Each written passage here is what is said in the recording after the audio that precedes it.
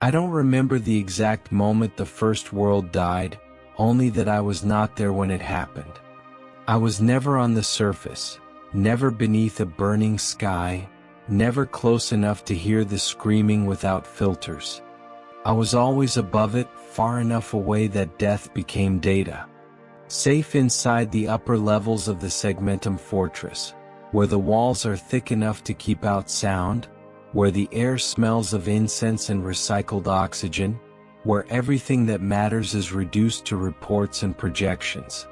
Carthax Prime was just another file at first.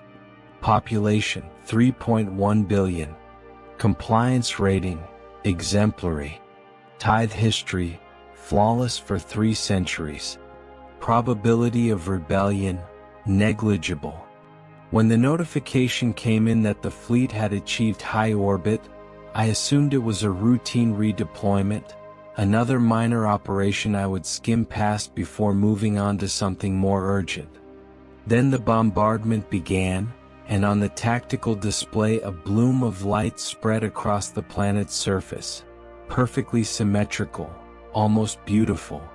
Someone near me commented on how clean it looked from orbit, how orderly the destruction appeared when translated into thermal gradients and blast radii. Down there, 3 billion people were dying in fire and vacuum, but up here there were only graphs climbing and atmospheric readings collapsing in neat, understandable lines. Carthax Prime had been loyal. Its people paid their tithes without delay.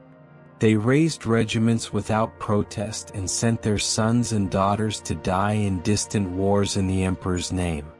They prayed with the desperate intensity of those who truly believed. They had not rebelled. They had not harbored heretics. They had done everything right. And none of it mattered because their destruction served a purpose. At that point, the doctrine did not yet have a name. It existed only as a theory, buried inside probability models and strategic forecasts drafted by Munitorum analysts who never thought of themselves as monsters. They were problem solvers, trained to believe that the Imperium's resources were finite and its enemies endless.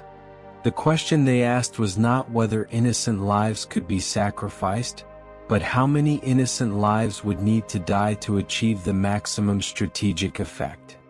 They calculated fear the same way they calculated ammunition expenditure or fleet attrition.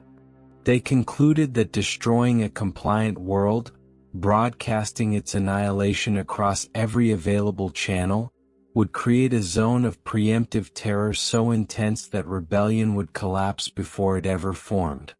Fear, properly calibrated, could replace entire battle groups. When Carthax Prime burned and the surrounding systems fell silent, the theory became proof. The Lord Commander who authorized the strike never visited the world he erased. He reviewed the projections in a windowless chamber deep within the fortress, his walls lined with maps of wars that spanned centuries, his body a patchwork of scars and augmentations earned in campaigns long past. He understood that wars were not won by heroism, but by logistics, by the efficient application of force against carefully chosen targets. When he signed the order, his hand did not shake. The fleet was redirected without explanation. Captains were given no justification, commanders no context.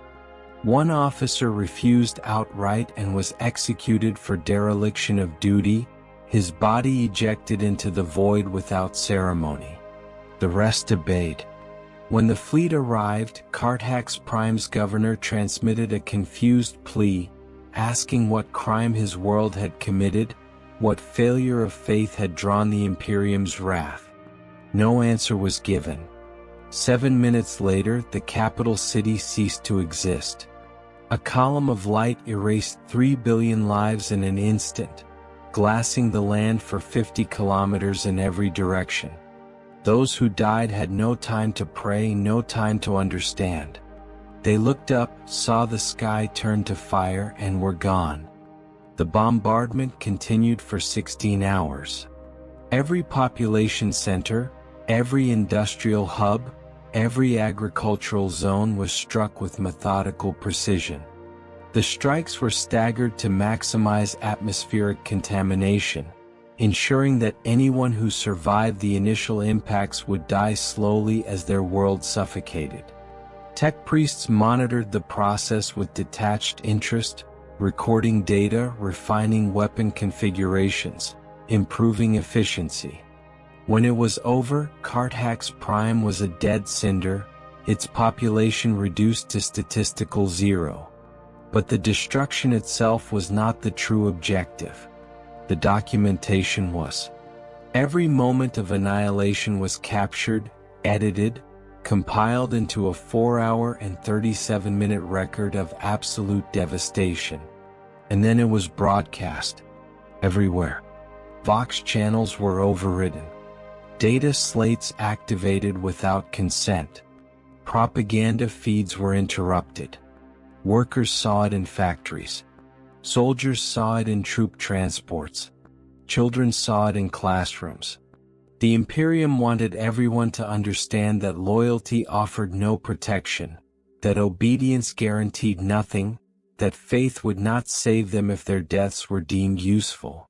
The psychological impact was immediate. Within 2 weeks, 17 rebellions in neighboring systems collapsed without a single shot fired. Resistance cells dissolved.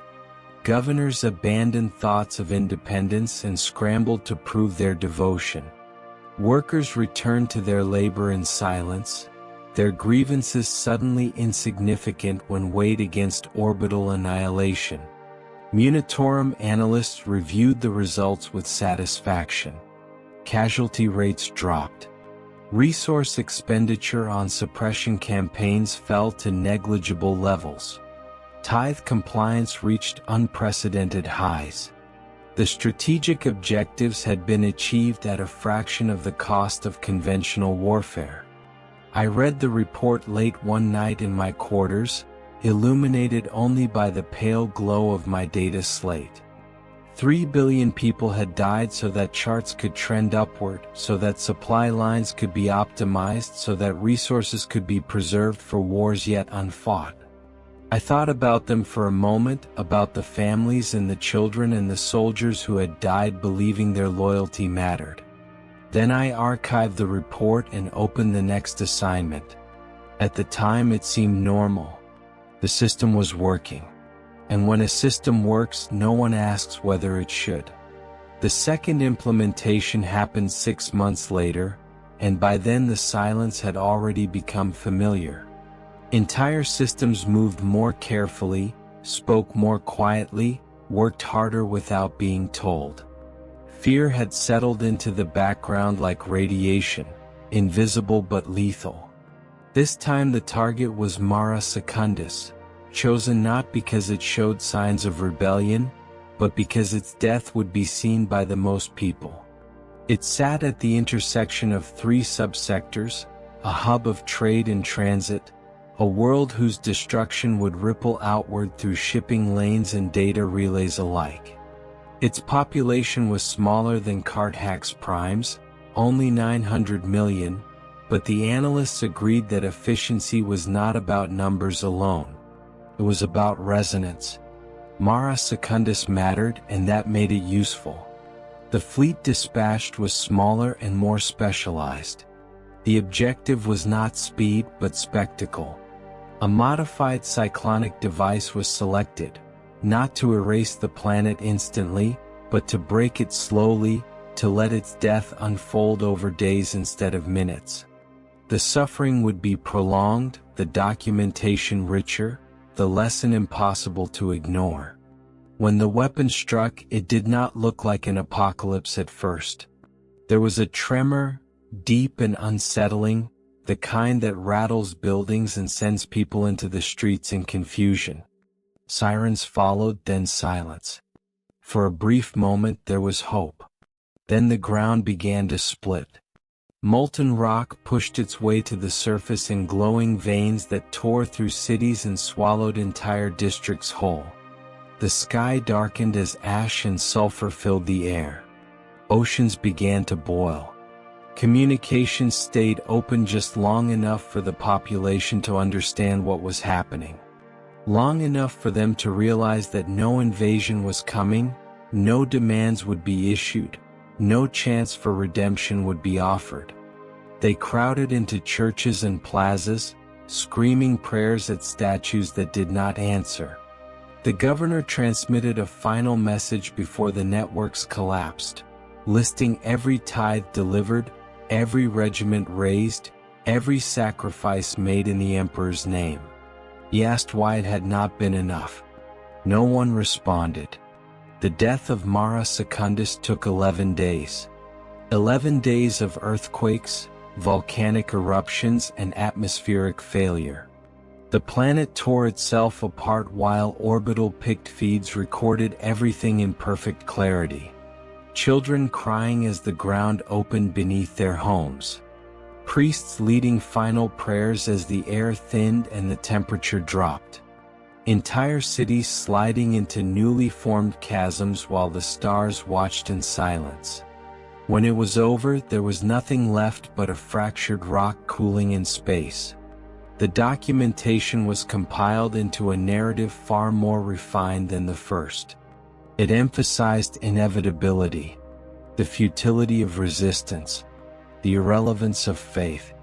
This time the broadcast was even more aggressive, overriding emergency frequencies and military channels alike. No one was allowed to look away. The results exceeded every projection. 42 rebellions across 3 subsectors collapsed within a month. Resistance movements disintegrated as members fled or turned on each other in desperate attempts to prove loyalty. Governors executed advisors preemptively, terrified that hesitation itself might be interpreted as dissent. Productivity surged. Compliance metrics spiked. Munitorum reports glowed with success. Resource expenditure dropped by 71%.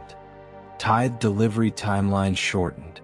The doctrine now had a name, and more importantly, it had momentum. Expansion was no longer a suggestion. It was an expectation. That was when the Imperium crossed a threshold it could never retreat from. The next target was not chosen for trade value or strategic position, but for symbolism. Gast Major was a shrine world, a place that produced nothing except faith.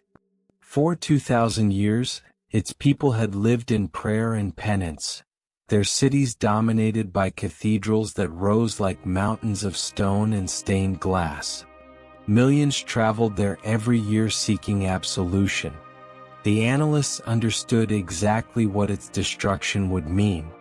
If a holy world could burn, then nothing was sacred. If devotion could not protect you, then protection did not exist. The bombardment began during a major festival, when the Grand Plaza was filled with worshippers and the air vibrated with hymns. The first strike vaporized the main cathedral in a flash of superheated plasma. Stone collapsed inward, crushing thousands beneath it in an instant.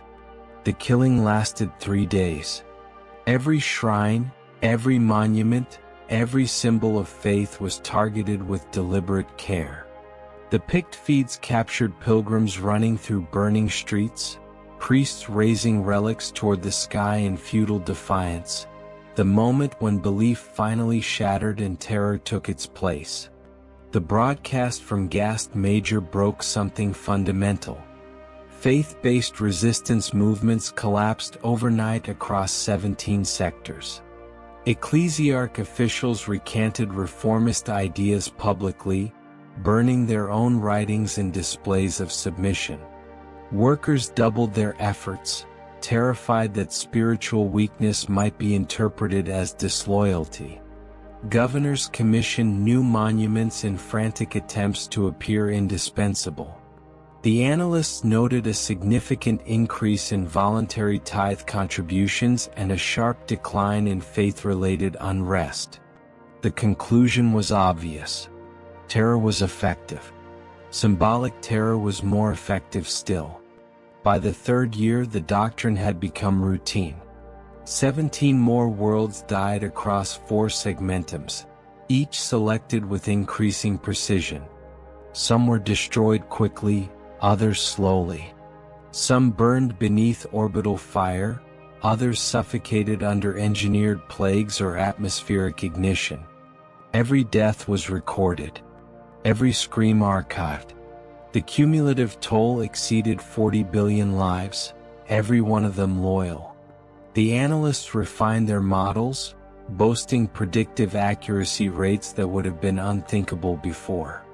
They could now forecast compliance surges based on the method of destruction alone. They could optimize death for maximum yield. I watched the maps change from my office, entire systems disappearing from logistical networks as if they had never existed. Trade routes shifted. Projections recalculated. No one spoke of the dead.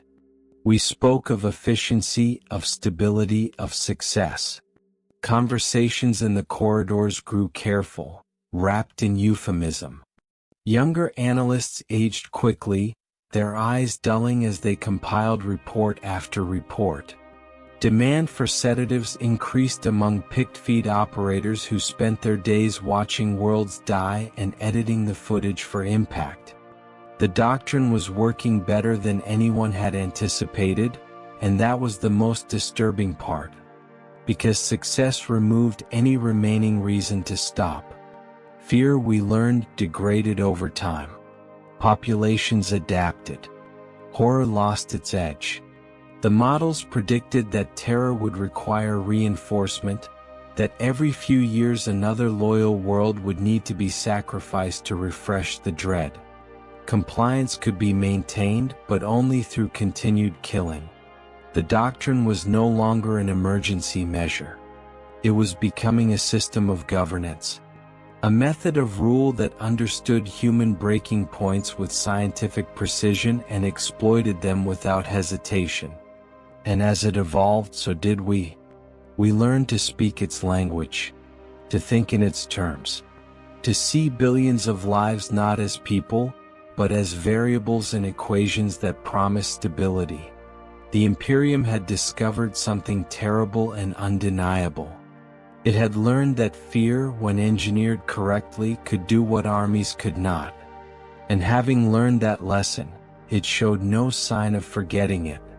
By the 4th year, the doctrine stopped feeling like an operation and started feeling like weather. Something that could arrive without warning, something no one could prepare for, something that shaped behavior simply by existing. The analysts had noticed a pattern forming in the data. Worlds exposed repeatedly to the broadcast were still compliant, but the edge of terror was dulling.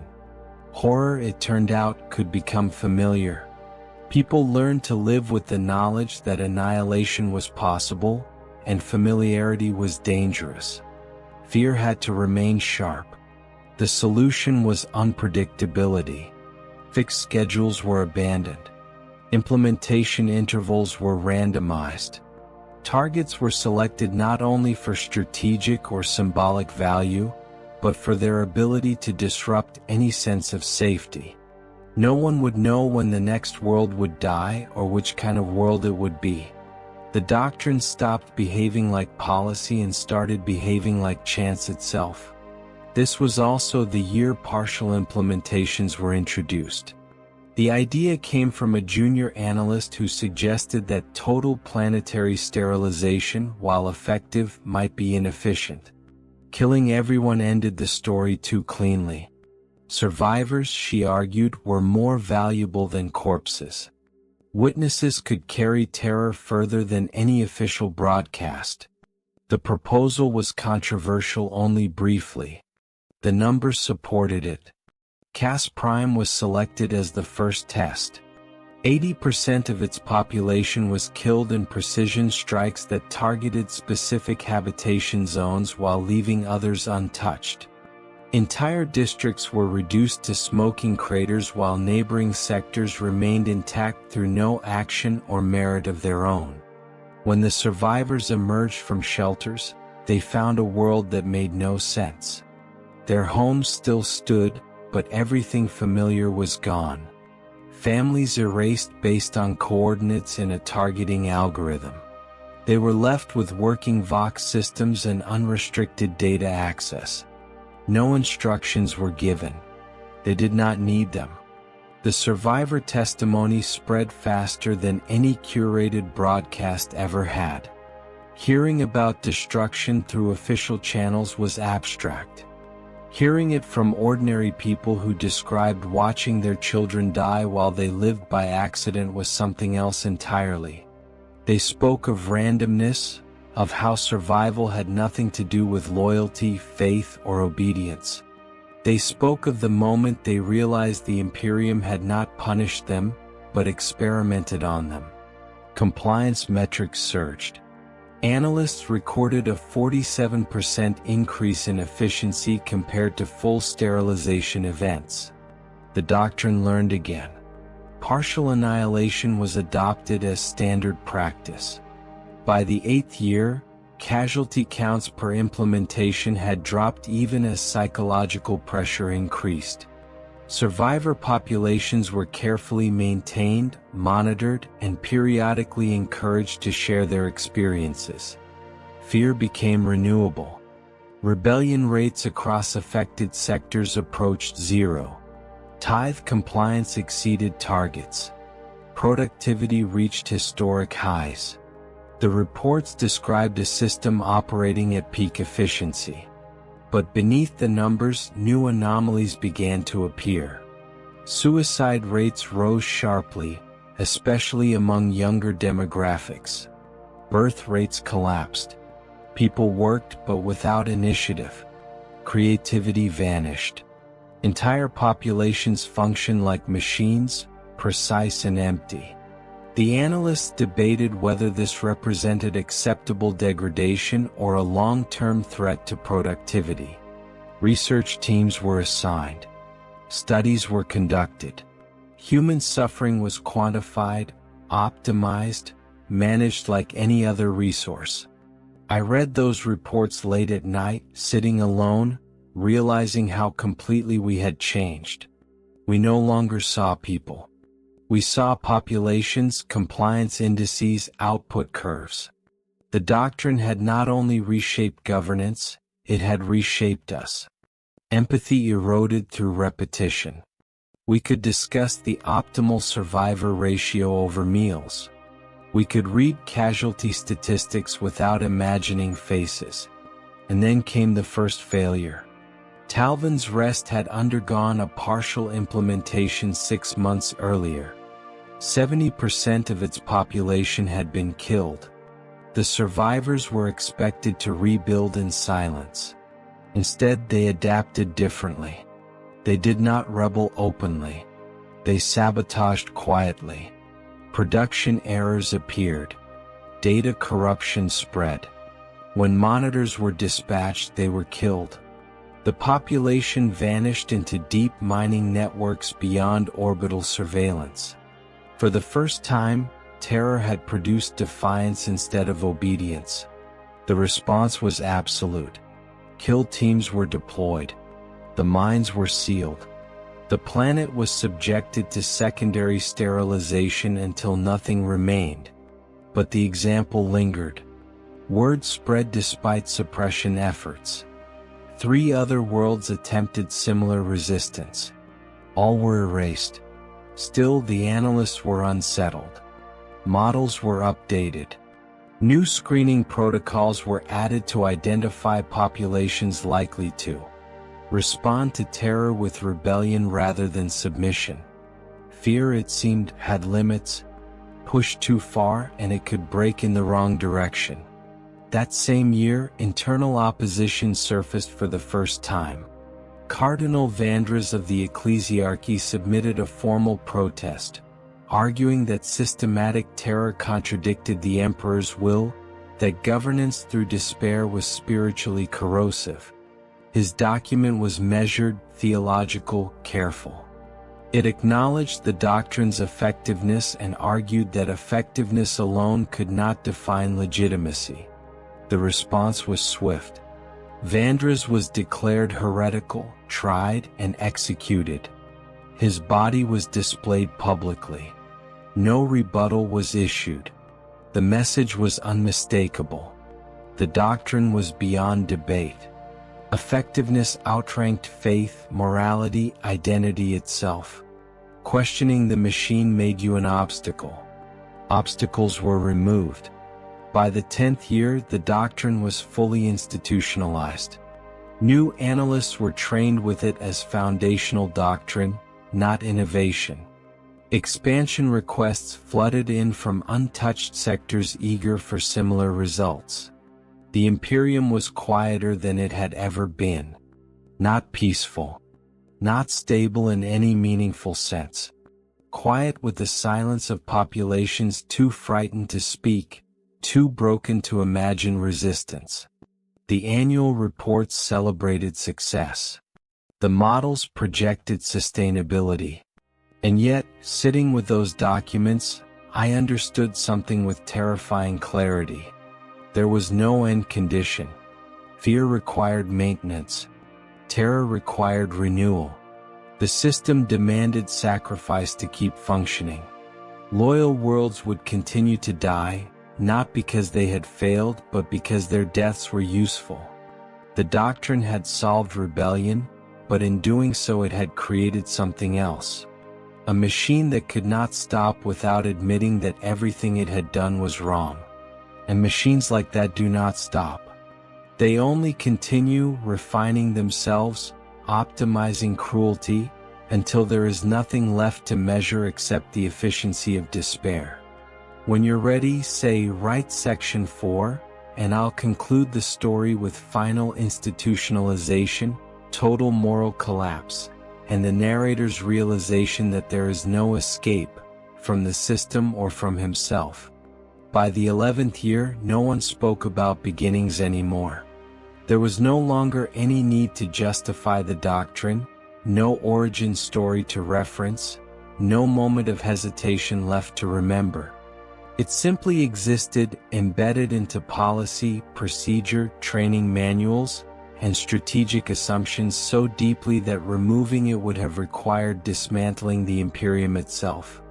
New analysts entered service having never known a time before calibrated terror. To them, loyal worlds dying was not an atrocity but a variable, a line item, a necessary input to maintain equilibrium. The doctrine had become invisible in the way only fully normalized systems can be. You no longer noticed it the same way you no longer noticed gravity. It was just how things worked. The annual assessments continued to show success. Rebellion rates hovered near zero across doctrine-affected regions. Tithe compliance exceeded projections year after year. Productivity remained high if sterile. The behavioral degradation noted in earlier studies had stabilized. Populations were no longer breaking in large numbers. They were adapting. People stopped expecting futures. They stopped planning beyond the next quota, the next cycle, the next survival interval. Children were raised to work, not to hope. Fear had reshaped culture itself. The Imperium called this stability. I was tasked with preparing the executive summary for the High Lords that year. 17,000 pages of analysis reduced to 200. 200 pages explaining how the systematic sacrifice of loyal populations had become the most cost-effective governance model in Imperial history. I spent 3 weeks distilling horror into clarity, translating death into efficiency, turning annihilation into persuasive language. When I finished, I read it once, slowly. It was flawless, logical, convincing. It made the doctrine sound inevitable, even benevolent. I submitted it without comment. The responses came quickly. Approval, expansion requests, implementation timelines. Entire segmentums queued for integration. The machine was accelerating. That was when the final illusion died. I had always believed quietly that there might be a limit, a threshold where the cost would outweigh the benefit, where the numbers would finally stop justifying the outcome. But there was no such point. Every consequence could be absorbed, reframed, optimized. Even failure became data. Even resistance became justification for refinement. The doctrine did not collapse under scrutiny. It improved. And that was the moment I understood that it would never end. Not because it was cruel, but because it worked. Because it delivered exactly what the Imperium valued most: control at scale. There would be no reckoning, no internal correction. The execution of Cardinal Vandras had made that clear. Faith had been tested against metrics and found inefficient. Morality had been weighed against stability and discarded. The Imperium no longer ruled through belief or loyalty or even strength. It ruled through the careful management of despair. Worlds would continue to be selected not for what they had done wrong, but for how useful their deaths would be. Entire populations would wake each day knowing that perfection offered no safety, that obedience was not protection, only postponement. And they would continue to work, to produce, to comply, because the alternative was annihilation without meaning. On the final night before the report cycle closed, I stood at the observation deck and looked out at the stars. Each one represented a world. Each world a calculation waiting to be made. Somewhere below me, analysts were already running projections for the next year, identifying optimal targets, refining survivor ratios, adjusting broadcast saturation models. Somewhere above me, fleets were being armed with weapons that would erase names I did not yet know. Somewhere far away, billions of people were living their lives in loyal obedience, unaware that their world might already be marked, their destruction already justified by a formula that promised improved compliance elsewhere. I thought about Carthax Prime again. About the first 3 billion who died confused, faithful to the end. About how easy it had been to move on. How natural it had felt to archive the report and open the next file. I understood then that the doctrine had not only reshaped the Imperium, it had reshaped me. I was not trapped in the machine. I was part of it. My silence was not fear. It was agreement. Every report I filed, every summary I refined, every moment I chose efficiency over conscience, I reinforced the system that turned loyalty into ash. The horror was not that the Imperium had learned to govern through terror. The horror was that it had learned to do so calmly, rationally, without hatred. That it had transformed suffering into a management problem and solved it. That it had discovered a method of rule more effective than faith, more efficient than force, and more sustainable than war. The horror was that there was no villain left to overthrow, no madness to cure. Only a perfectly functioning structure built on mathematically optimized despair. The doctrine would continue, year after year, world after world. Not because anyone enjoyed it, but because everyone depended on it.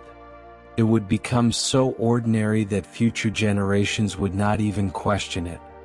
They would inherit it the way one inherits gravity, unquestioned and unavoidable. And somewhere, in some quiet office, another administrator would stand where I stood, reading reports by the glow of a data slate, feeling a brief flicker of recognition before filing it away and moving on to the next task. I turned away from the window and shut down the lights. The fortress hummed around me, alive with systems that kept the Imperium functioning. Somewhere, a world was already dying. Somewhere else, another was being chosen. The machine did not sleep. Neither did the calculations. And neither, I knew now, did responsibility. There would be no absolution. No escape. Only continuation. Because the doctrine worked. And in an imperium that valued nothing above effectiveness, that was the only truth that mattered.